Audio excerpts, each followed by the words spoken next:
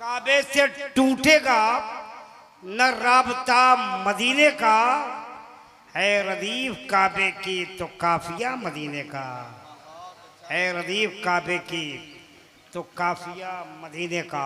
हजरत हबीबुल्लाह फैज़ी। दोस्तों, तबसरा करने का वक्त नहीं है, न कुछ ज़्यादा शेर सुनाने का वक्त नहीं है। अब मेरा हमेशा मामूल रहा है कि जब बड़ी शख्सियतें हों तो मैं वक्त नहीं लेता, सीधे माइक अब हजरत के हवाले करता हूँ। यानी वो ज़ात जो जलसा में अगर नाम छप जाए जलसा कामयाब, अगर बनफ्स नफीस हाजिरी हो जाए तो फिर क्या पूछने हमें आप। आइए, आलमी शोहरतों का मालिक, बैनुल अक़वामी शोहरतों के मालिक को आवाज़ देने जा रहा हूँ। यानी खतीबुल असर, कलीमुल असर, सुल्तानुल वाइज़ीन, ग़ैज़ुल मुनाफ़िकीन, खतीबुल बराहीन, उम्दतुल वाइज़ीन की आमद होने जा रही है। एक ऐसी ज़ात जिनकी तक़रीर आज पूरे हिंदुस्तान में सुनी जाती है और अमल की जाती है। लीजिए, उसी मुक़र्रिर ज़ीशान क्वल चलसीबानी निहायत अदब के साथ आवाज़ दे रहा है, जिनका नामे नामी इसमें गिरामी मोहतरम मुकाम आली जनाब हज़रत अल्लामा मौलाना मोहम्मद हाशिम अशरफी साहब किबला दामद बरकतो कुद्सिया मो नूरानिया, कानपुर यूपी को इस शेर के साथ दावत मोहब्बत के ज़मीन के कोख से उठ और आसमां बन जा, शरर की गोद से उठ और गुलछता बन जा। बहुत फसूरदा है मेरा बदर मसाजिद के हज़रत बिलाल सैयद कौनैन की अदा बन जा। अब हज़रत की आमद है, इस्तकबाल कर लीजिए आप। नारे तकबीर, नारे रिसालत, उलमाए अहले सुन्नत, मज़हब इस्लाम, उर्से मुक़द्दस, मसलके आला हज़रत, सरज़मीन खुर्शीदा साहिबगंज। नारे तकबीर, नारे रिसालत। तकरीर सुनिए। वल आक़िबतु लिल मुत्तक़ीन वस्सलातु वस्सलामु अला सुल्तानिस सलातीन सय्यदिल अंबियाई वल मुरसलीन मुहम्मदिनिल मुख्तार वालिहिल अतहार व अस्हाबिहिल अख़ियार, अम्मा बादु फ़अऊज़ु बिल्लाहि मिनश शैतानिर रजीम, बिस्मिल्लाहिर रहमानिर रहीम। इन्नद्दीना इंदल्लाहिल इस्लाम। सदक़ल्लाहु मौलाना अज़ीम व सदक़ रसूलुहुन नबियुल अमीनुल मुबीनुल मकीनुल मतीनुल करीम व नहनु अला ज़ालिका लमिनश शाहिदीन व शाकिरीन वल्हम्दुलिल्लाहि रब्बिल आलमीन।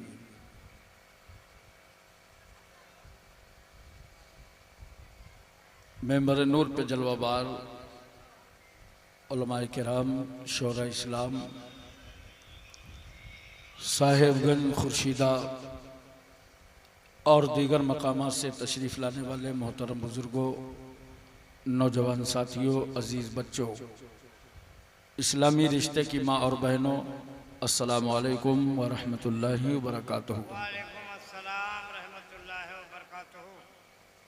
आयत करीमा की फ़जीलतें और बरकतें हासिल करने से पहले आइए हम और आप इंतहाई मोहब्बत और अक़ीदत के साथ अपने आका व मौला कौनैन के दूल्हा, काली जुल्फ़ों वाले रसूल, सुनहरी जाली वाले महबूब, डूबतों को तैराने वाले पैगंबर, गम की हिचकियाँ लेने वालों को ज़िंदगी देने वाले नबी, यतीमों को उंगली पकड़ा देने वाले रसूल, बेवाओं को कलेजे से लगाने वाले रहमतुल लिल आलमीन, सिदरा से आगे जाने वाले मुस्तफ़ा, लामका की सैर करने वाले पैगंबर, मक्के और मदीने की चटाई पर बैठकर सारी कायनात की तकदीर का फ़ैसला करने वाला अल्लाह का हबीब हुजूर अहमद मुस्तफ़ा मोहम्मद मुस्तफ़ा सल्लल्लाहु अलैहि वसल्लम की बारगाह आलिया में दरूद पाक की डालियाँ निछावर करें बावाज़े बुलंद।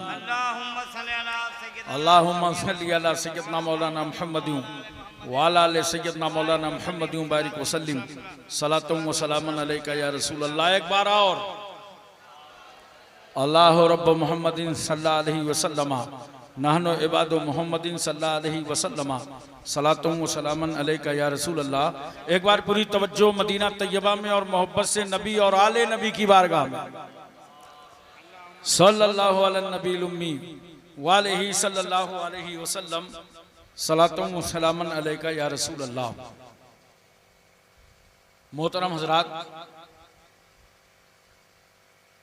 पहली बार सालाना उर्स की तकरीब में हाजिरी की सआदतें हासिल कर रहा हूँ।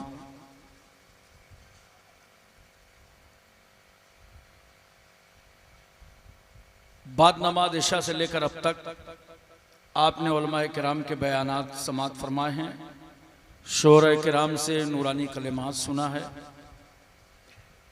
बिलखुसूस खतीब अहले सुन्नत हज़रत मौलाना अजीज़ुर रहमान साहब कलकत्तवी को समाअत फरमाया। शायर इस्लाम जनाब हबीबुल्लाह साहब फैज़ी को आपने सुना। मद्दाह रसूल जनाब मिसालुद्दीन मिसाल मुजफ्फरपुरी को समाअत फरमाया और पूरी बारात के दूल्हा बने हैं नकीब अहले सुन्नत हजरत अल्लामा हलचल सीवानी साहब, जिन्होंने पूरे भारत में हलचल मचा रखी है। अभी अभी इनको खुश करने के लिए नहीं, मैं दिल में सोच रहा था कि इंशाअल्लाह कानपुर में सालाना अशरफुल अंबिया कॉन्फ्रेंस में इस बार निजामत हलचल भाई से करवाएंगे इंशाअल्लाह ताला। हजरात बड़े मुखलिस हैं, अपने खुलूस के साथ जलसे में लगे रहते हैं। आप उन्हें भी समाअत फरमा चुके हैं, अभी इंशाअल्लाह मेरे बाद और भी सुनेंगे। आज के इस जलसे की रूह रवां हजरत मौलाना शमसाद साहब, जिन्होंने बड़ी मेहनतें की हैं और गांव में हमारे जो मस्जिद के खतीब व इमाम हैं, दीगर तमाम उलमा इम्मा, ये सब माशाअल्लाह खिदमत में लगे रहे, अपना अपना काम करते रहे। थोड़ी देर के लिए मैं हाजिर खिदमत हूँ। एक आरिफ बिल्लाह अल्लाह के वली और इबादत गुजार का सालाना उर्स है। हजरत शाह दिल मोहम्मद रहमतुल्लाह ताला अलैह, अल्लाह ताला उनके फैज़ान से हम सबको माला माल फरमाए और उनके नबीरा हैं आली जनाब गुलबाज साहब अंसारी, जो उलमा की खिदमत में लगे रहे और अपने दादा की इस खास महफिल में खिदमत करते रहे। हजरात, मैं जलसे को बहुत देर से देख रहा हूं। पिंडाल ऐसा बना है, माइक ऐसा है, खतीब और शोरा ऐसे हैं, लग रहा है कि मुंबई दिल्ली में कोई बहुत बड़ी कॉन्फ्रेंस है। लेकिन जब आप बोलते नहीं, चुपचाप बैठे रहते हैं, तो लगता है कि किसी गांव में वाकई जलसा हो रहा है। जिस मेहनत मशक्कत से आपने इस कॉन्फ्रेंस को सजाया है, उतनी मेहनत से जरा बोलना सीखिए। मोहब्बत से बोलिए या रसूल अल्लाह। आजू बाजू में चेक करो, कोई सो रहा हो तो उसके कान में बोलो सुभान अल्लाह, ताकि जगाने का भी सवाब मिल जाए और सुभान अल्लाह कहने का भी मिल जाए। 4 मिसले हाजिर हैं। हबीबुल्लाह भाई की तरह मेरी आवाज नहीं है, लेकिन अल्लाह का शुक्र है कि इनकी भी मेरी तरह नहीं है। अच्छा है, ये अच्छा है। वाह वाह। 4 मिसरे हाजिर हैं। नवाजिश नवाजिश करम। देखिए, आपको सबको मालूम है इस वक्त भारत की फील्डिंग बहुत टाइट चल रही है। आप लोग तो बिहार में रहते हैं, बहुत सुकून से रहते हैं, हमसे पूछिए। इसलिए चौवे छक्के नहीं लग सकते, कहीं कहीं कट करूंगा। अच्छा, अगर कोई कैच निकले तो संभालना। वाह, बाउंड्री टाइट है। सुनिए, नवाजिश। वो चाहते हैं कि हिंदुस्तान छोड़ दें हम, अल्लाह। वो चाहते हैं कि हिंदुस्तान छोड़ दें हम। बताओ, भूत के डर से मकान छोड़ दें हम? अरे क्या कहने हैं, नारा लगाओ, नारे तकबीर, नारे रिसालत।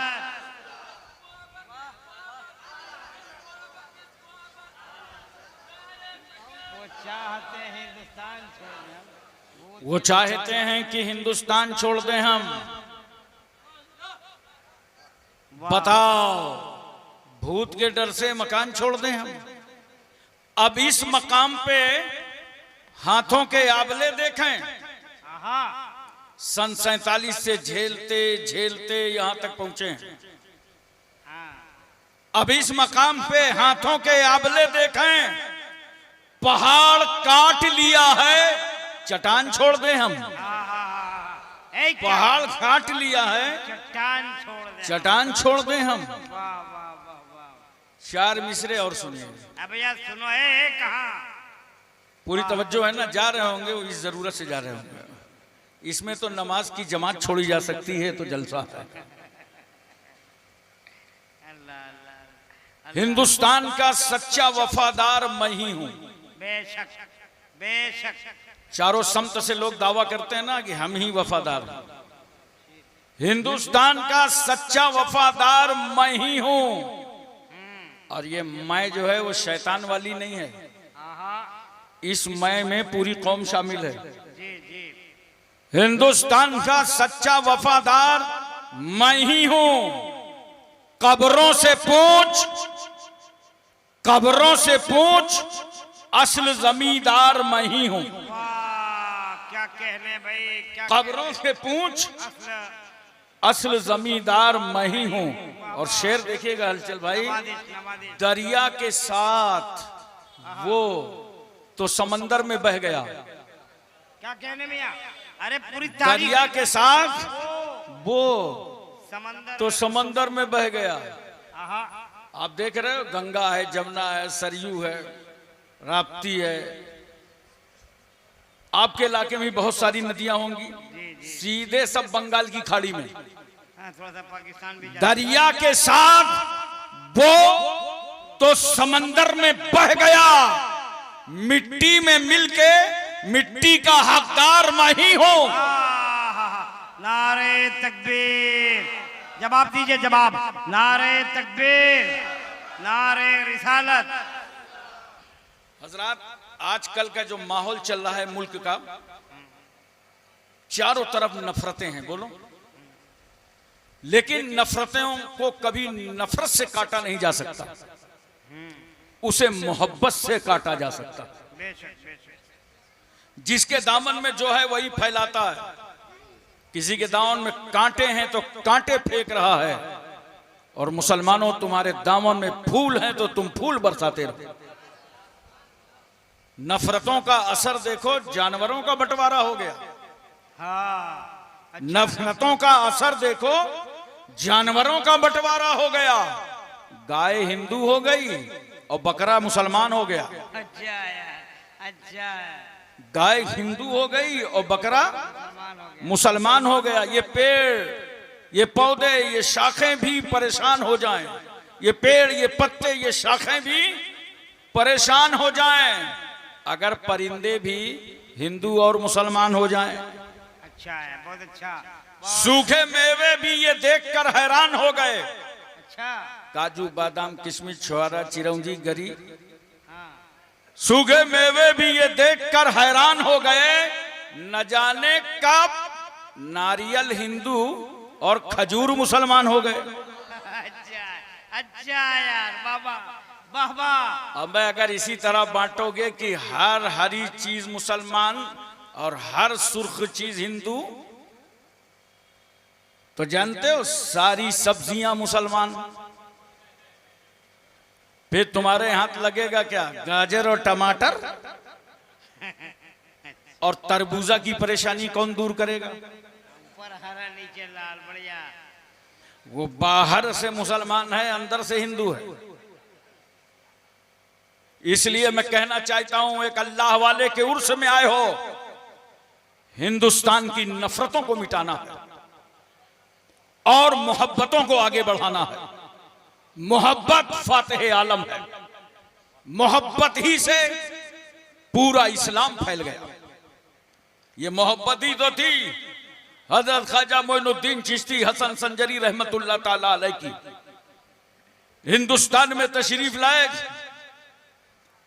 तनहा नहीं, साथ में 40 औलिया किराम, कुतुबुद्दीन बख्तियार काकी जैसी जाते गिरामी, जिनके लोग चेहरे देखते थे तो कलमा पढ़ने लगते थे। ख्वाजा गरीब नवाज फरमाते हैं, साथियों मुसल्ला बिछाओ, दिल्ली की जमीन हमारे सजदों से लज्जत हासिल करना चाहती। फकीरों और दुर्वेशों का मुसल्ला बिछ गया। अल्लाहु अकबर की सदा बुलंद हुई। खुदा की किबरियाई और बड़ाई का ऐलान होने लगा। मुखबिरों से बर्दाश्त न हुआ, हाकिम दिल्ली को खबर दे दी कि एक फकीर आया है और उसका अंदाजे जिंदगी कुछ इस तरह है, अगर दिल्ली में ठहर गया तो तुम्हारी हुकूमत का खात्मा हो जाएगा। अब मैं कौन ऐसा है जिसको अपनी कुर्सी से मोहब्बत ना हो? हमारे मुल्क के नेता तो जनता की लाशों पर कुर्सियां रखते हैं, उससे भी बर्दाश्त ना हुआ, पूरी फोर्स भेजा, कहा जाओ आने वाले फकीर को गिरफ्तार कर लाओ। ये किसकी गिरफ्तारी का वारंट जारी हुआ है? जो भारत की जमीन पर अमन और शांति का पैगाम लाया है। ये किसको गिरफ्तार करने का मंसूबा बना है? जो भारत की जमीन पर इंसानियत और मानवता का पाठ पढ़ाने आया है। कमांडर फोर्स लेके आगे बढ़ा, गरीब नवाज के करीब आया, साथियों से बोला, ठहरो, हमला मत करना। ये हमला करने की चीज नहीं है, ये तो माथे की नजरों से दर्शन करने की चीज। करीब आया, कहा बाबा आपका उठना बहुत अच्छा लगता है, चलना बहुत अच्छा लगता है, बात करना बहुत अच्छा लगता है, चलते हैं तो निगाह नीची रहती है, खाते हैं तो दस्तरखान लगा रहता है। ऐसे कल्चर के लोग हमारे मुल्क में नहीं रहते। आप कहां से आए हैं? आपका नाम क्या है? ख्वाजा गरीब नवाज फरमाते हैं, सुनो, मैं दीने मुस्तफा का मोइन हूं, सुभान अल्लाह, और मदीनतुर रसूल का मुसाफिर हूं। पूरी दिल्ली समझ गई कि जब आने वाले मोइनुद्दीन का जवाब नहीं है तो भेजने वाले रहमतुल लिल आलमीन का जवाब कौन लाएगा? कहा बाबा एडमिशन फीस कितनी है? कुछ नहीं, जुबान और दिल एक करो, पढ़ो कलमा, अशहदु अल्ला इलाहा इल्लल्लाह व अशहदु अन्ना मुहम्मदन अब्दुहु व रसूलुहु। मुशर्रफ भाई इस्लाम हो गए। दिल्ली की जिम्मेदारी कुतुबुद्दीन बख्तियार काकी को सौंप दी और अजमेर के लिए ख्वाजा गरीब नवाज रवाना हो गए। अजमेर जाते जाते 90 लाख को घर वापस कर लिया। 90 लाख की घर वापसी हो गई। अरे हम इसीलिए तो बताना चाहते हैं कि जिस मुल्क में हम रहते हैं, जिस भारत में हम रहते हैं, हम मुसलमान हैं, मगर हमें ये इस्लाम, नोट करो, बादशाहों से नहीं मिला। इस्लाम बाबर ज़हीरुद्दीन के नहीं मिला। जिस इस्लाम के हम पाबंद हैं वो अकबर जैसे अकबर से नहीं मिला। इस्लाम हमें हुमायूं से नहीं मिला। इस्लाम हमें राजाओं से नहीं मिला। इस्लाम हमें महाराजाओं से नहीं मिला। नोट करो, जिस इस्लाम के हम भारत में पाबंद हैं, ये इस्लाम फकीरों से मिला है, दुर्वेशों से मिला है, वलियों से मिला है। इस मुल्क में इस्लाम फैलाया ख्वाजा गरीब नवाज ने, इस्लाम फैलाया महबूब इलाही ने, साबिर कलियरी, जिंदा शामदार, वारिसे देवा, मखदूमे के छौछा, मखदूमे जाजमऊ, नसीरुद्दीन चिराग देलवी, शाह जमालुल्लाह रामपुरी, मुनव्वर अली शाह इलाहाबादी, शरफुद्दीन याहिया मुनैरी, अलाउल हक पंडवी, अखी सिराजुद्दीन, मखदूमे माहिम, बाबा बहाउद्दीन, बाबा ताजुद्दीन, मखदूम शाह मीना, सैयद सालार मसूद गाजी, सरकार महरेरा। नोट करो, इस्लाम फैलाया इन बुजुर्गों ने है और बचाया इमाम अहमद रजा ने है। नारे तकबीर, नारे रिसालत, मसलके आला हजरत और से मुकद्दस सूफी दिल मोहम्मद साहब रहमान। अच्छा एक बात और सुनो, पूरी तवज्जो है ना, बोलो। जी जी जी, ज़हन हाजिर है। मुकम्मल तौर पर तवज्जो है। हमें कहा मुजावरों मौलवियों के चक्कर में हो, न इस्लाम फैलाने वाले गरीब नवाज को भूलो और न भारत में इस्लाम बचाने वाले आला हजरत को भूलो। पूरी तवज्जो है ना, ज़हन हाजिर है। अल्हम्दुलिल्लाह अहले सुन्नत वल जमात का तो दिलो दमाग दोनों आशिके इमाम अहमद रजा है। आला हजरत फाजिल बरेलवी जो तहकीक करते जाते हैं उसे दिल भी कबूल करता है, दिमाग भी कबूल करता है। कभी कभी ऐसा होता है ना कि आपने कुछ बताया, कुछ कहा, दिल कबूल कर लिया और दिमाग चलता रहता है, दिमाग मुतमईन नहीं होता। और कभी ऐसा होता है दिमाग मान जाता है, दिल मुतमईन नहीं होता। बोलो ऐसा होता रहता है ना, दिमाग का फैसला कुछ, दिल का फैसला कुछ। मगर कुर्बान जाओ इमाम अहले सुन्नत मुजद्दिद इस्लाम आला हजरत फाजिल बरेलवी पर कि जब वो तहकीक करते हैं, चाहे ईमान अबू तालिब का मसला हो, चाहे हजरत अमीर माविया का मामला हो, चाहे यजीद पलीद की बात हो, आला हजरत तहकीक करते हैं, उसे दिल भी मान लेता है, उसे दिमाग भी मान लेता है। गोया दोनों दिलो दिमाग मुकल्लिदे इमाम अहमद रजा है। सुभान अल्लाह, सुभान अल्लाह, वाह वाह वाह वाह वाह। मोहतरम सामीन किराम, एक बात मैं और अर्ज करना चाहता हूं। बोलो ज़हन हाजिर है, पूरी तवज्जो है ना, मोहब्बत से बोलो, दिल लगा के बोलो या रसूल अल्लाह, मोहब्बत से बोलो सुभान अल्लाह। ये हिंदुस्तान से हम ऐसे ही थोड़ी प्यार करते हैं, बड़ी अमानतें हैं हमारी इस भारत में। बेशक, बोलो बेशक। अगर कोई कह दे कि खुर्शीदाबाद वालों चलो इस गांव से कूच करके दूसरे गांव चले जाओ, एक बच्चा जाने को तैयार नहीं होगा। क्यों? यहां तुम्हारे पुरखों की कब्रें हैं। बोलो अब मैं पुरखों की कब्रें नहीं छोड़ सकते तो पुरखों की मजारों को कौन छोड़ेगा? क्या बात है, क्या कहने मियां। यह है भारत, है भारत। बड़ा प्यार है हमें इस हिंदुस्तान से, बहुत मोहब्बतें करते हैं हम। और ये मैं बता रहा हूं नौजवानों, ताकि अपने ज़हन और फिक्र में इन बातों को अच्छी तरह उतार लो। बड़ा प्यार करते हैं हम हिंदुस्तान से। ऐसा ही नहीं, जहां ख्वाजा गरीब नवाज हैं इस मुल्क में, वही नोट करो अल्लाह ने जब फरमाया आदम जन्नत से निकलो, तो सवाल था निकल के जाएं कहां? अल्लाह तो अफ्रीका के जंगलों में भेज देता, मगर नहीं, अल्लाह ने भी आदम का जाना भारत में पसंद फरमाया। जरा तवज्जो कीजिएगा। सरनदीप पहाड़ी, गैर मुनकसिम हिंदुस्तान, वो सरनदीप पहाड़ी जो आज श्रीलंका में है, आदम इसी पहाड़ी पर आए, उजाले से आए थे, जन्नत से आए थे, रोशनी से आए थे, अंधेरा देखा, घबरा गए, तौबा कर रहे हैं आदम, सजदे कर रहे हैं आदम, आए अल्लाह खताओं को माफ कर दे, आए अल्लाह गलती को माफ कर दे। आंसू पर आंसू, आंखों पर आंसू, रात भर रोते रहे आदम, खुदा को राजी करते रहे आदम। नोट करो, सुबह का टाइम हुआ, जब थोड़ी सफेदी नजर आई, आदम पैगंबर खड़े हुए और आपने 2 रकात शुक्राने की नमाज अदा की।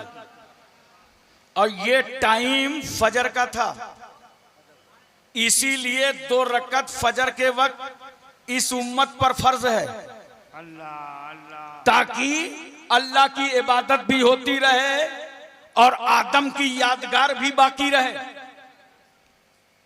रोए इस मुल्क में आदम, सजदे किए आदम ने, नमाज पढ़ा आदम ने। अब दूसरे लफ्जों में कहने दो मुसलमानों, मेरी बातों को याद रखना, भारत से हम मोहब्बत क्यों ना करें? भारत में नबी आए हैं आदम, भारत में जिब्रील आए हैं, भारत में अजान हुई है, भारत में सजदे हुए हैं। और आदम तन्हा नहीं, आदम की पेशानी पर नूरे मोहम्मदी जलवागर। इसीलिए तो डॉक्टर इकबाल ने कहा था, ख्वाजा गरीब नवाज हैं, आदम आए हैं, सजदे हुए हैं, अजान हुई है, नूरे मोहम्मदी पेशानी में जलवागर है। तभी तो डॉक्टर इकबाल ने कहा था सारे जहां से अच्छा हिंदुस्तान हमारा, हिंदुस्तान हमारा, हम बुलबुले हैं इसकी, ये गुलसिता हमारा। सुभान अल्लाह। मोहतरम सामीन किराम, एक बात मैं आपसे और अर्ज करना चाहता हूं।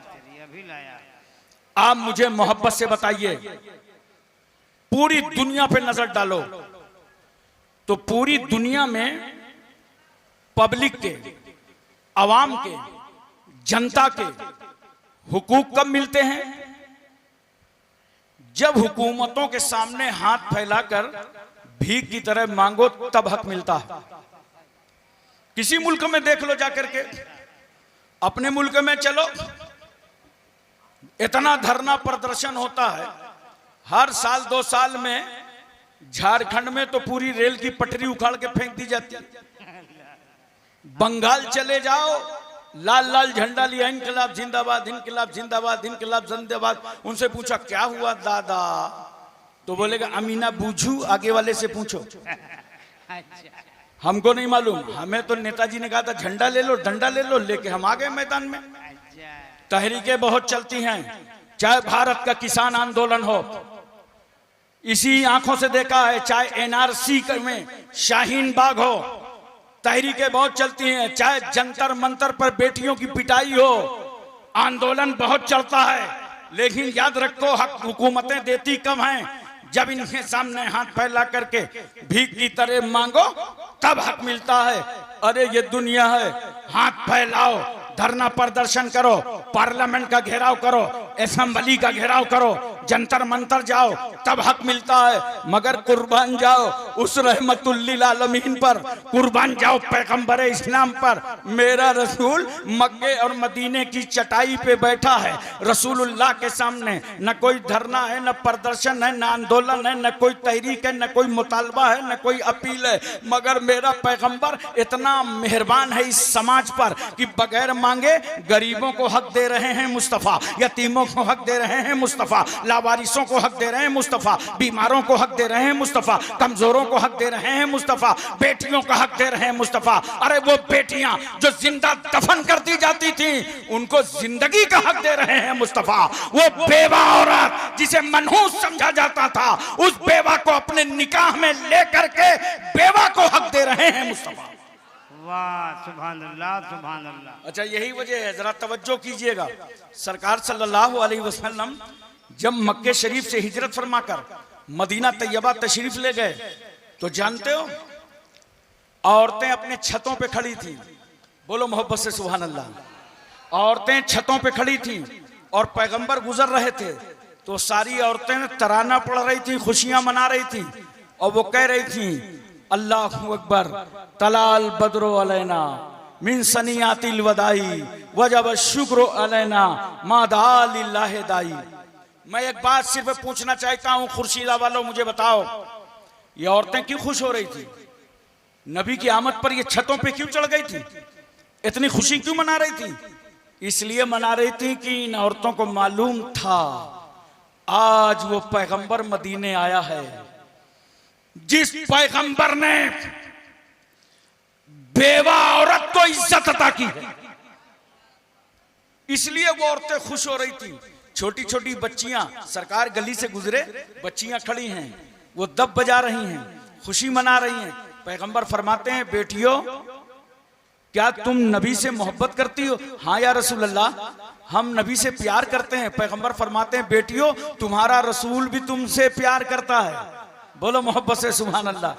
जानते हो बच्चियां खुशी क्यों मना रही थी नबी की आमद पर? वो इसलिए मना रही थी कि अब वो रसूल मदीने आ गया है कि कोई बेटी जिंदा दफन न होने पाएगी। बेटियों को जिंदगी देने वाला पैगंबर आ गया है, बेटियों को जिंदगी अता करने वाले रहमतुल्लिल आलमीन आ गए हैं। हजरात मेरे रसूल ने हर तबके को, समाज के हर तबके को उसका हक अता फरमाया।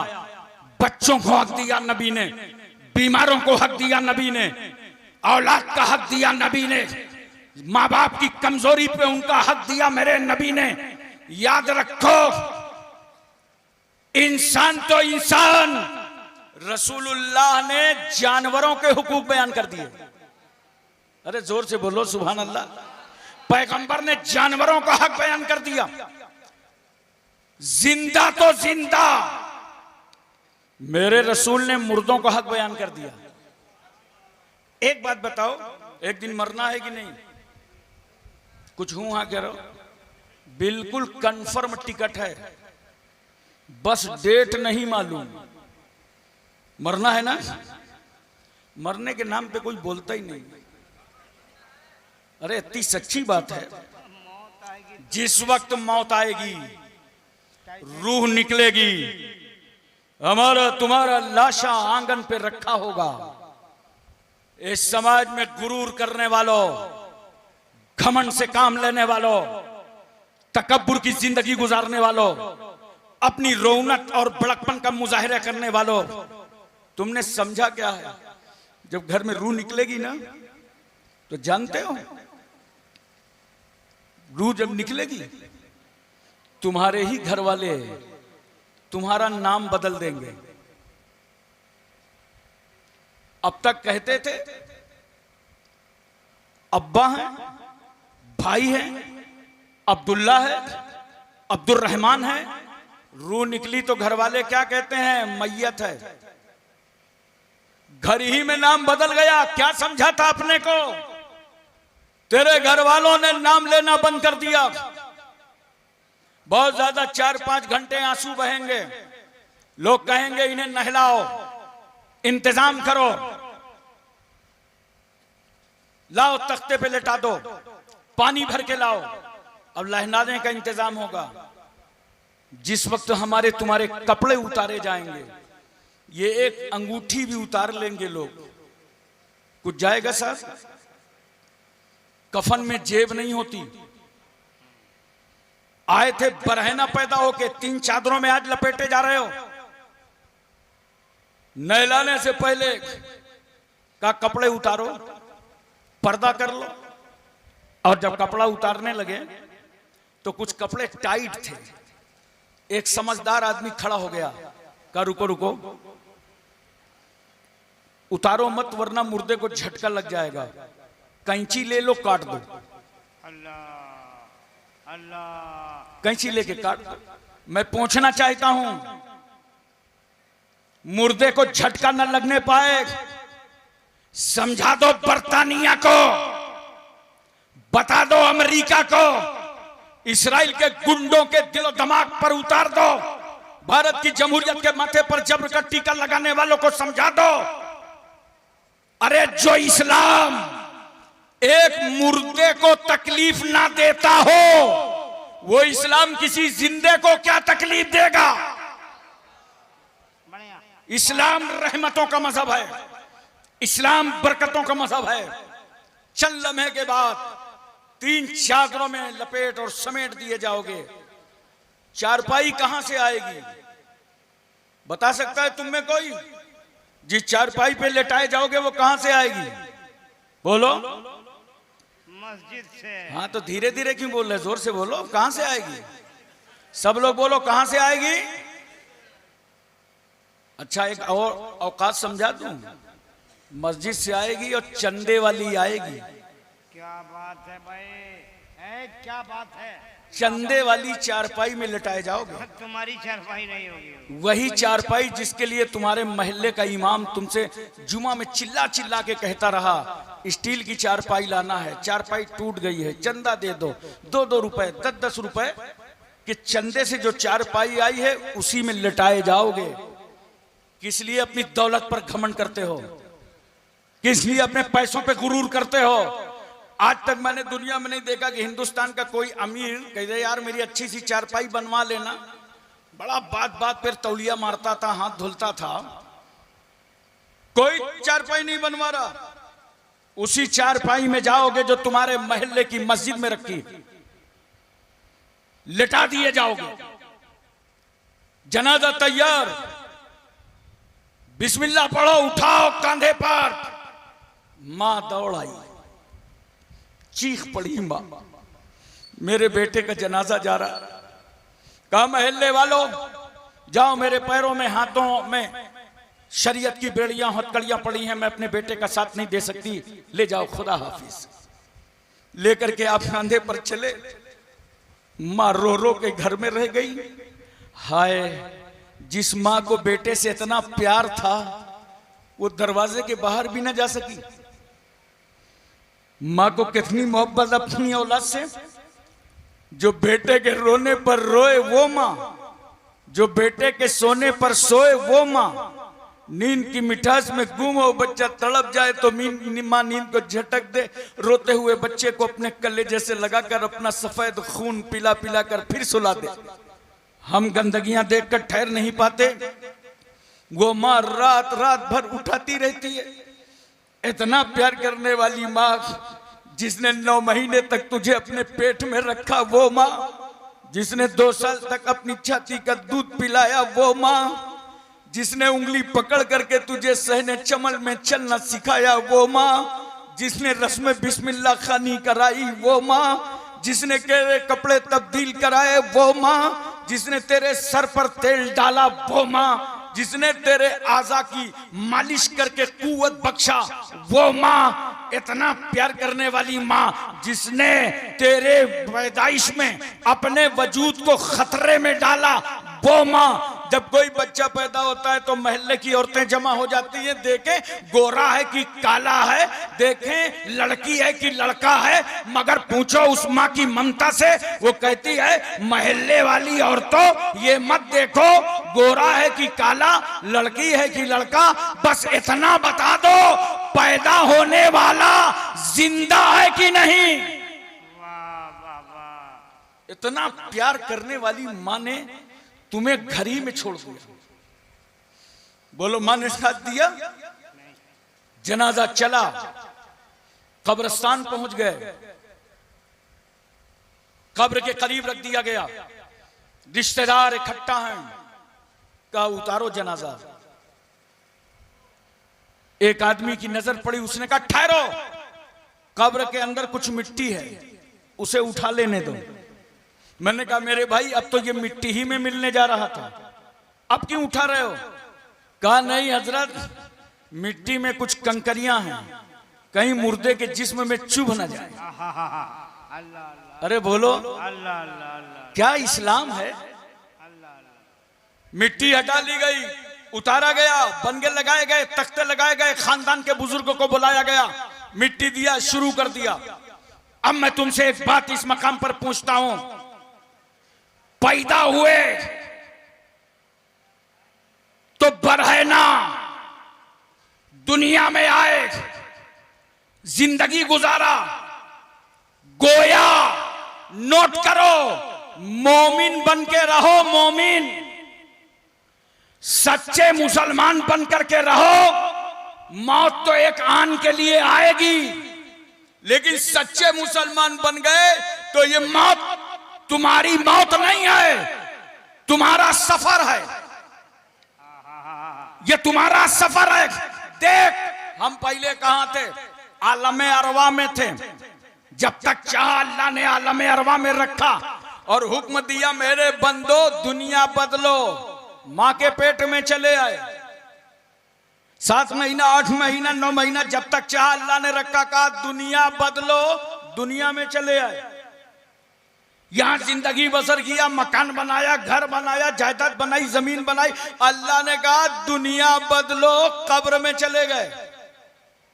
जब तक चाहेगा अल्लाह कब्र में रखेगा, मैदान हश्र का कयाम होगा, अल्लाह कहेगा दुनिया बदलो, मैदान हश्र में चले जाएंगे। अब उसके बाद जन्नती जन्नत में, जहन्नमी जहन्नम में फैसला हो जाएगा। अल्लाह कहेगा दुनिया बदलो, जन्नत चले जाएंगे। अरे बोलो मरे कब? मोमिन तो सफर करता रहा। इसलिए मैं कहता हूं मोमिने कामिल बन जाओ, ताकि तुम्हारी जिंदगी बेहतर से बेहतर हो जाए। देखो इस्लाम कितना पाकीज़ा और पवित्र है। दुनिया में आए, बड़े मकान में रह रहे थे, कमाया खाया, अच्छा सा मकान बना लिया, लेकिन जब मर गए तो इस्लाम फिर तुझे एक छोटा सा मकान देता है। तो कहता है जलाना मत, दरिया में मत डालना, राख न बना देना। पहले बड़े मकान में रह रहा था, अब 2.5 गज की स्लेब डाली जाएगी। कब्र तैयार हुई, पटरे डाल दिए गए, कब्र तैयार, जलाया नहीं। बोलो, जोर से बोलो, जलाया नहीं। मैं कहना चाहता हूं जो लोग इस्लाम को आंखें दिखाते हैं, बात मुल्कों का हाल तो यह है कि मुर्दों की लाशें इकट्ठा करके उनके टुकड़े करके परिंदों को डाली जाती हैं ताकि वो खा जाएं। इस्लाम को आंखें दिखाने आए हो? इस्लाम का मुकाबला करने आए हो? मैंने अक्सर और बेशतर बड़ी बड़ी कॉन्फ्रेंसों में कहा है कि अगर तुम्हारे हिम्मत हो तो मुझे जरा 10 मिनट कभी मौका दे दो कि किसी दूसरे के धर्म के बारे में मैं भी बोल लूं। कुर्ता पैजामा छोड़ के भाग जाओगे जिस वक्त हम बोलना शुरू करेंगे। इस्लाम को आंखें मत दिखाओ। इतना हम समझाना चाहते हैं कि जो इस्लाम मुर्दे को मरने के बाद भी घर देता हो और जलाने की इजाजत ना दे, अरे नोट करो, जो इस्लाम मुर्दा जलाने की इजाजत ना दे, वो इस्लाम जिंदों को जलाने की क्या इजाजत देगा? सुभान अल्लाह, सुभान अल्लाह। इस्लाम रहमतों का मजहब है, इस्लाम बरकतों का मजहब है, इस्लाम इंसानियत का मजहब है, इस्लाम मानवता का मजहब है, इस्लाम बशरियत का मजहब है, इस्लाम इखलास का मजहब है, इस्लाम अखलाक का मजहब है, इस्लाम भाईचारा का मजहब है, इस्लाम मसवात का मजहब है, इस्लाम अहिंसा का मजहब है। लेकिन दोस्तों, मैं थोड़ी सी बात आपसे अर्ज करना चाहता हूं, थोड़ा सा अपने को बदलो। बड़ी तकरीरें सुनी, मुझे भी 40 साल हो गए मुल्क और बैरून मुल्क में खिताब करते हुए। बहुत लोगों ने तकरीर सुनी होगी, सुनते रहेंगे जब तक जिंदा हैं। लेकिन थोड़ा सा अपने आप में तब्दीली लाओ। बोलो, अपने को थोड़ा सा बदलो। मैं कहता हूं कहीं से बदलना शुरू करो, कहीं से शुरू करो। चलो एक छोटी सी जगह ले चलता हूं, वहां से बदलो अपने को। ये तो बता दिया तुम्हें मरना है, मौत आएगी, मोमिन बन के मरो। बदलो अपने आप को नौजवानों। चलो अपने बेडरूम से बदलो। रात में जब कमरे में सोते हो ना, वहां से तब्दीली लाओ। बस मेरी एक बात पर अमल कर लो, जब सोया करो ना तो रात को वजू कर लिया करो। चलो यहां से तब्दीली शुरू करो, वजू करके सो जाया करो। 40 दिन पूरे ना होंगे कि जब तू बावजू होके सोने लगेगा तो 40 दिन के अंदर खुदा की रहमत तुझे फजर की जमात में नमाज में उठा लेगी। उठ मेरे बंदे, अगर तू बावजू होके सोना जानता है तो खुदा की रहमत तुझसे नमाज पढ़वाना जानती। बदलो थोड़ा सा अपने आप को। और मौत बरहक है। अगर हालत वजू में इंतकाल हो गया तो याद रखना, अल्लाह दर्जे शहादत अता फरमाएगा, अल्लाह शहादत का मर्तबा अता फरमाएगा। बदलो मुसलमानों, अपने आप को तब्दील करो। बहुत हो चुका, दुनिया कहां से कहां पहुंच रही है, तुम कहां हो? बंद करो समाज की अय्यारियां, बंद करो शराब नोशी, बंद करो जुए के अड्डे, बंद करो माँ बाप की नाफरमानी, बंद करो किसी का हक मारना, बंद करो बहन बेटी के साथ बदसलूकी। आप एक सच्चे मुसलमान बनकर जिंदगी गुजारो। देखो, हर चीज में 2 पहलू हैं, मैं आपको बता दूं। जैसे महक है ना, महक बहुत खराब है महक वाला अगल बगल? मेरी आवाज सुन रहे हैं कि नहीं सुन रहा? सुन रहा भाई? बहुत खराब है और ये हकीकत में खराब है। अब वो सही करना चाहे तो सही कर ले। महक बहुत बेकार है, चौपट है। अब उसे सही करना हो कर ले। मैं तो 2 पहलू समझा रहा हूं। सही कर लेगा तो ठीक है, वरना चाहे जितना खराब महक हो फिर भी मैं इसको अच्छा कहूंगा। इसलिए कि महक में 2 पहलू हैं। अगर महक से गाना गाया जाए तो लानत, सैनुमा के पर्दे में लगा हो तो लानत, नौटंकी वालों के हाथ में हो तो लानत, किसी झूठे नेता के हाथ में जो झूठ पे झूठ, झूठ पे झूठ, झूठ पे झूठ बोल रहा हो तो लानत। और अगर यही महक में कुरान पढ़ा जाए तो रहमत। कुरान में हदीस पढ़ी जाए तो रहमत, बयान किया जाए तो रहमत, नात पढ़ी जाए तो रहमत। और आसान कर दूं आपको, देखो तलवार देखा है, बोला थोड़ा हूं करो, देखा ना? अरे नहीं देखा तो अभी आने वाला महीना है ना मुहर्रम में देख लेना, देखा है ना? बड़ी धारदार तलवार होती है। तलवार अगर जालिम के हाथ में हो तो लानत, कातिल के हाथ में हो तो लानत, उग्रवादी के हाथ में हो तो लानत, आतंकवादी के हाथ में हो तो लानत, दहशतगर्द के हाथ में हो तो लानत, कातिल के हाथ में हो तो लानत। और यही तलवार, नोट करो, अगर मैदाने कारजार में अबू जहल उठा ले तो लानत, अबू लहब के हाथ में तलवार हो तो लानत, करबला में यजीदियों के हाथ में हो तो लानत। मगर यही तलवार अगर अमीर हमजा के हाथों में हो, खालिद इब्ने वलीद के हाथों में हो, यही तलवार फारूक आजम के हाथों में हो, यही तलवार सहाबा के हाथों में हो, यही तलवार अगर मैदान करबला में अब्बास अलंबरदार के हाथों में हो, इमाम कासिम के हाथों में हो, हबीब बिन मुजाहिर के हाथों में हो, यही तलवार अगर इन शोहदा के हाथों में हो, अरे ये तलवार अगर फातिमा के बेटे इमाम हुसैन के हाथों में हो तो यही तलवार रहमत, सुभान अल्लाह, सुभान अल्लाह, ये अदल की तलवार। इसी तरह समझो कलम है, कलम पेन, जी जी जी पेन देखा है ना? जी। अब पेन का जमाना आ गया मुसलमानों में। मैं बार बार कहता हूं थोड़ा अपने को बदलो, इनकलाब लाओ दुनिया में। कलम का वक्त आ गया, दुनिया में सारी जंगें अब कलम से लड़ी जाएंगी, सारी जंगें अब पेन से लड़ी जाएंगी। हाथों में नौजवानों पेन उठाओ, पेन, पढ़ाई के लिए कदम बढ़ाओ, पढ़ो, जहालत की जंजीरों को तोड़ दो, पढ़ने लिखने के लिए कदम बढ़ा दो। मुसलमान पढ़ाई में बहुत पीछे है। हम लोग तो बचपन में थे छोटे छोटे, तो गांव वाले कहते थे अरे पढ़ने लिखने से होगा क्या, नौकरी तो मिलेगी नहीं, तो पढ़ाई से फायदा क्या। नौजवानों, मैं तुमसे खिताब कर रहा हूं, याद रखना ये जो इल्म हासिल किया जाता है ये नौकरी के लिए नहीं। हमारे मुल्क में 135 करोड़ का ये मुल्क है और नौकरी कितने लोग करते हैं मालूम है? तकरीबन 6 करोड़। तो क्या पूरा मुल्क नौकरी ही करेगा? नौकरी के लिए इल्म नहीं हासिल किया जाता। इल्म इस नियत से हासिल किया जाता है कि अल इल्म नूरुन, इल्म रोशनी है और जहालत अंधेरा है। जहालत के अंधेरों से रोशनी पे लगाया, पहले लोग देख लेते हैं कि देखें मतलब वाला नंबर है कि नहीं, तभी उठाएंगे। तो देखा बहुत देर से घंटी पे घंटी, घंटी पे घंटी। बाप ने कहा बेटा इनको उठाओ, उठा के बता दो, बहुत देर से ये भेजा चट रहा है कि पापा जो हैं मोबाइल चार्जिंग में लगा के बाहर चले गए।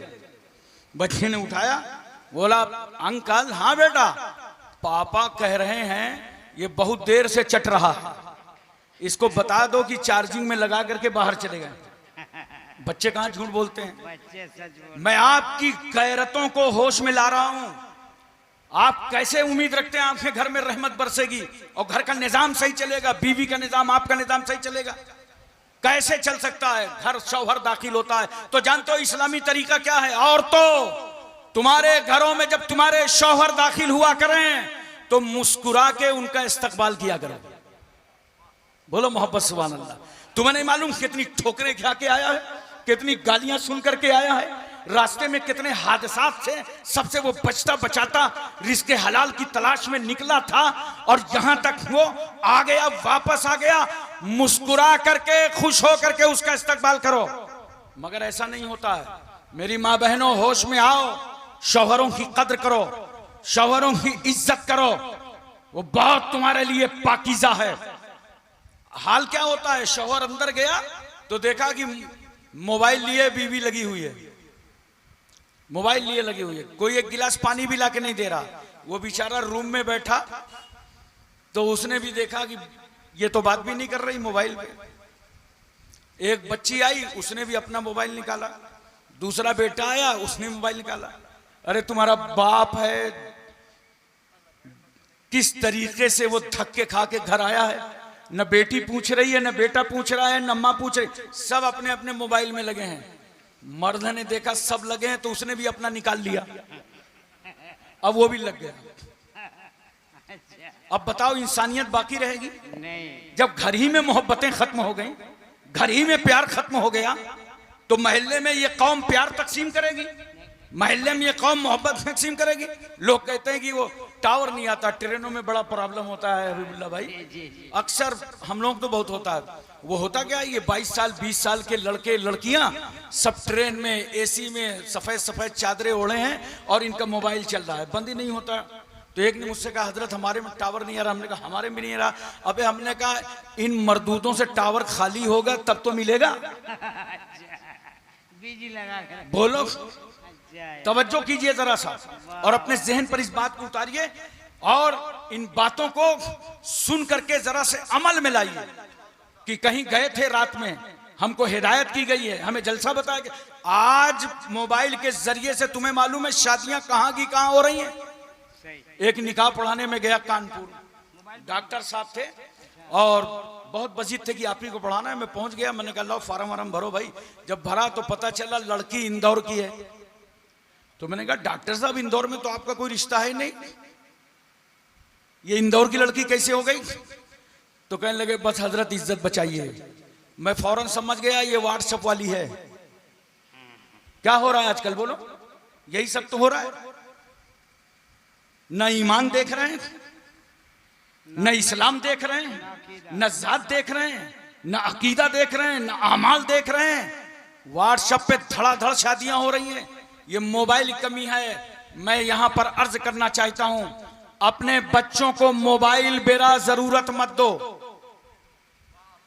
बेला जरूरत मोबाइल उनके हाथों में मत दो, वरना देखो उम्मीद करते हो कि रहमत के फरिश्ते तुम्हारे यहां आए। जिस घर में तू सोया है देख, हर कमरे में मोबाइल चल रहा है।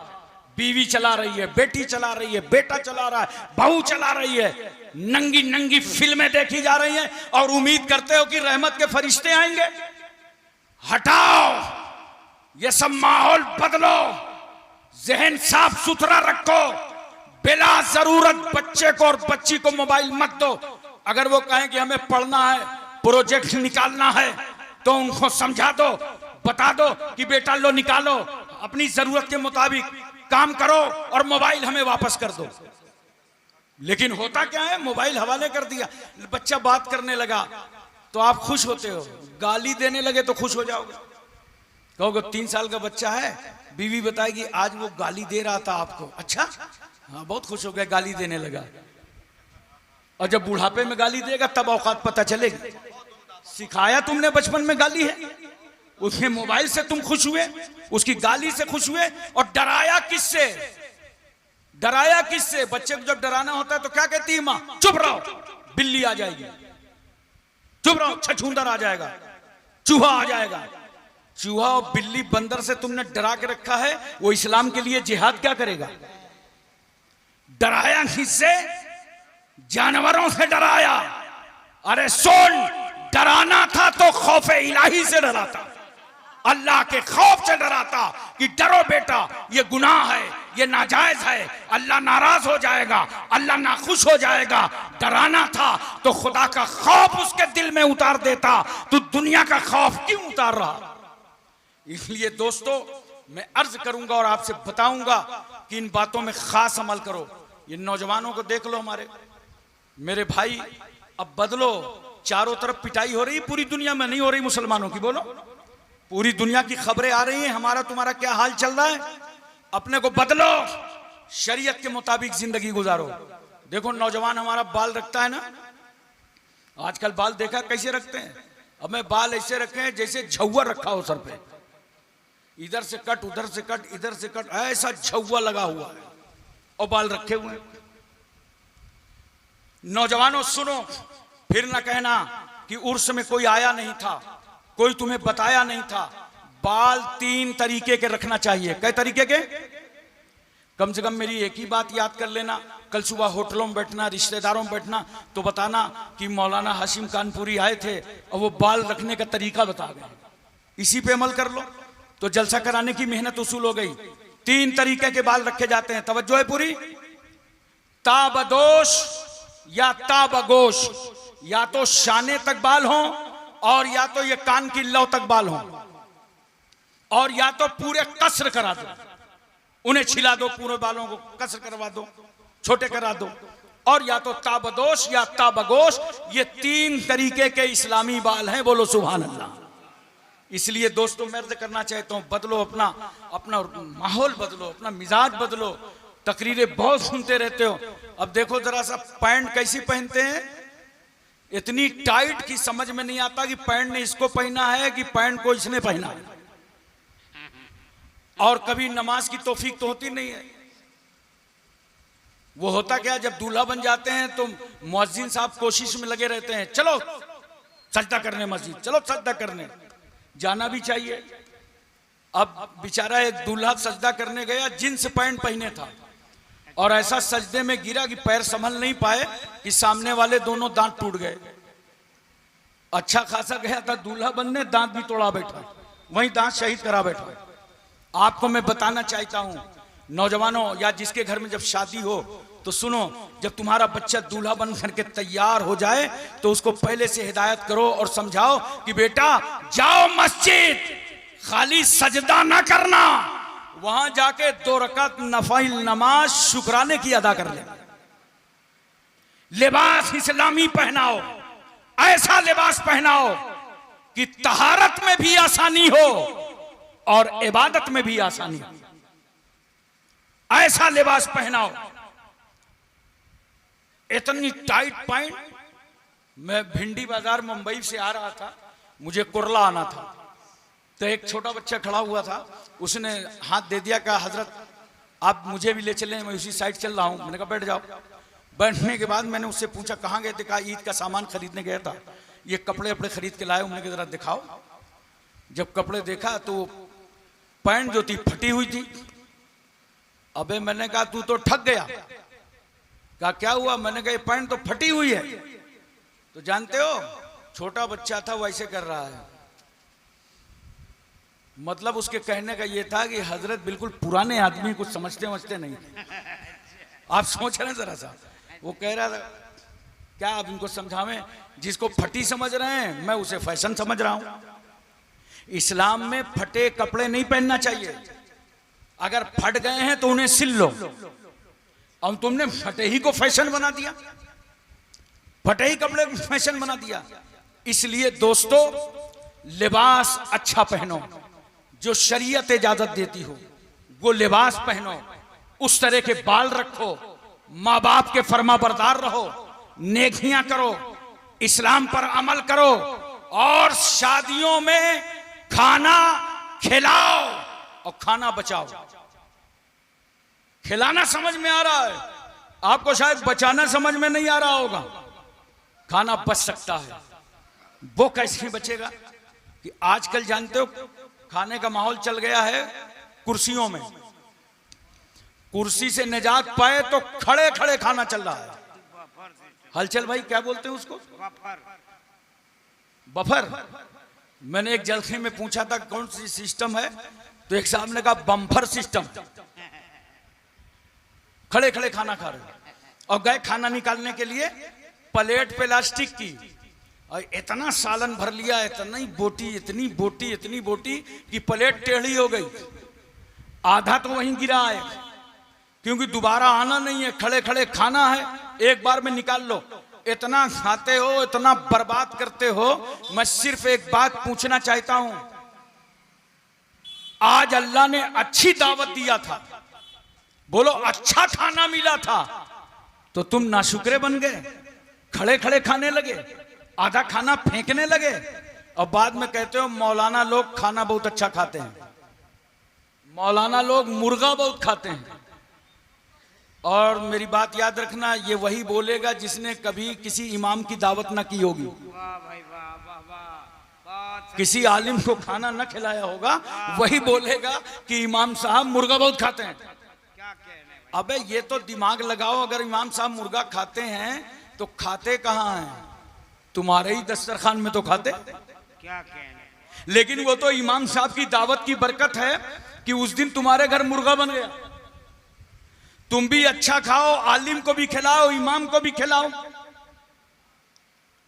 लेकिन अगर हमेशा अच्छा खाना चाहते हो तो मैं एक फार्मूला बता दूं,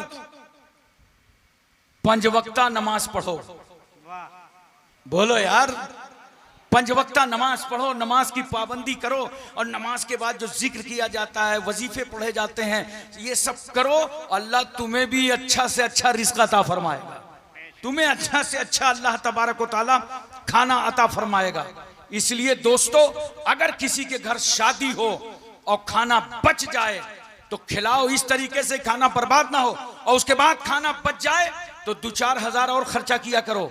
यहाँ कुछ लोग कलकत्ता में रहते होंगे, मैं उनको बता दूं 2-4 हजार और खर्च करो, सामान मंगा लो और खाने को पैक कर लो, और पैक करके देखो प्लेटफार्म पर कितने लोग भूखे हैं, देखो स्टेशन पर जाकर कितने लोग भूखे हैं, देखो चौराहों पे कितने लोग भूखे हैं, उनके घरों तक और उन गरीबों तक, मजबूरों तक, मोहताजों तक ये खाना पहुंचा दो। अल्लाह तुम्हारी शादी को कबूल फरमा ले। दोस्तों और बुजुर्गों, कुछ इनकलाब लाओ, कुछ तब्दीलियां अपने अंदर लाओ, कुछ माहौल अपने अंदर पैदा करो। अल्लाह तबारक व ताला तुम्हारी सच्ची नियतों का मुहाफिज है, अल्लाह तुम पर खास फजल फरमाएगा। निकाह किया करो तो निकाह सादगी से किया करो। बोलो सुभान अल्लाह। नींद तो नहीं आ रही आपको? आ रही है ना? मुझे लगता है नींद आ रही है, तो जरा प्यार से बोलो सुभान अल्लाह। जाहिर सी बात है कि चाहे जितना आप कहें नहीं आ रही, लेकिन नींद का टाइम है, आ रही है। जरा बहुत प्यारी बात एक अर्ज करना चाहता हूं। मैंने इतनी बातें इसलिए बता दी, शायद किसी एक मुसलमान भाई को समझ में आ जाए तो वो अमल कर ले, तो जलसा भी कामयाब हो जाए और अल्लाह ताला उसके सदके में हमारी बख्शिश भी फरमा दे। तवज्जो कीजिए जरा सा, और जहन पे इस बात को उतारने की कोशिश कीजिए। शादियों में क्या हो रहा है, थोड़ा सा बदलो, तब्दील करो, सादगी से शादियां करो। निकाह होता है, जानते हो निकाह के टाइम, और निकाह से पहले घर से जो बाप निकलता है बारात लेकर के, अल्लाह अकबर, 10-10 की नोट खरी खरी बैंक से लाता है। टेढ़ी मेढ़ी नोट तो निकालता ही नहीं, और डांस हो रहा है, नाच चल रहा है, बाजा चल रहा है, और नोट निकाल निकाल के फेंक रहा है। अल्लाह अकबर। देखा, खुदा ने तुझे तेरे बेटे की शादी की तौफीक दी थी, नादान, तू अल्लाह का शुक्र अदा करता, नाफरमानी कर रहा है। कार्ड भेजा, कार्ड में लिखा निकाहो मिन सुन्नती, कि सरकार ने फरमाया निकाह मेरी सुन्नत है, और जिसने निकाह से एराज किया वो मुझ में से नहीं।